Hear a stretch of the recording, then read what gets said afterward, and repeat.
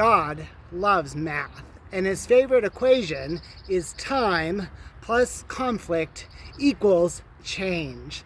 And we see a great example of that in 1 Samuel and 2 Samuel when we turn to David. We all know the story of David, the young shepherd, right? Young boy, Samuel comes, he goes through the brothers. No.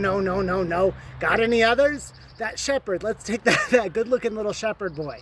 And he's anointed as king at a very young age. But he doesn't immediately take over Israel and all of the tribes, right? He actually leaves his home and he goes to live with the king Saul and his family, Jonathan and the court. And particularly with Saul had herdsman named Abner. Now we're at the point in our story where David has been running from Saul, they've been in conflict, but Saul's dead.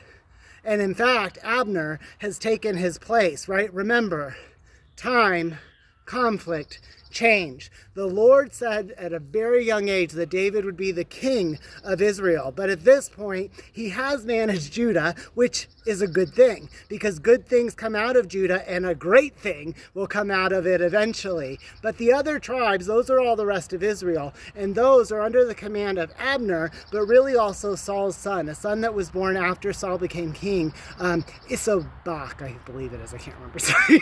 But so anyways, Abner is really still coming against David, and this brings us to that equation, right? David's going to have to take Israel. It means he's going to have to not lean on his own understanding. He's going to have to trust in the Lord, and he's going to have to submit to the Lord so that he can achieve great things. And we learn that in Proverbs. But David also has challenges. We talk about David as the great king of Israel, but what about David the man?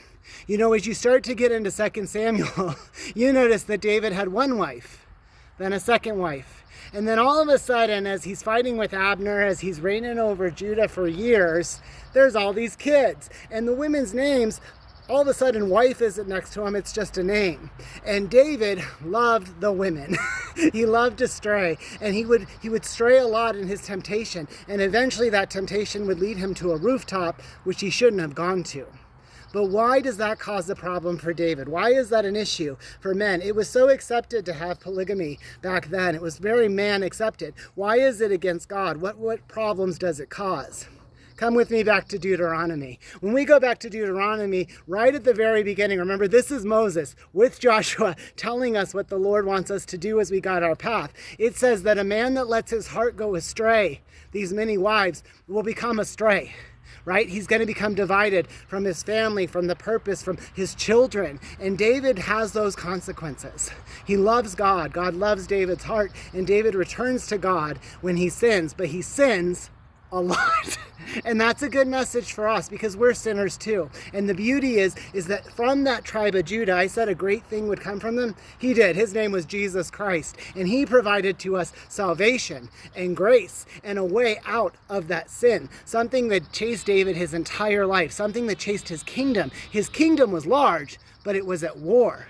And that was because of the actions of David leading astray, which brought us back to Deuteronomy, which led us to Proverbs, which leads us to 1 Samuel, 2 Samuel, and the story of David as he faces Abner in 2 Samuel. God loves math. So he uses time plus conflict to create change. And that change happens in our hearts because we are stubborn creatures. Happy Sunday, chatting at Cheesman. Chatting!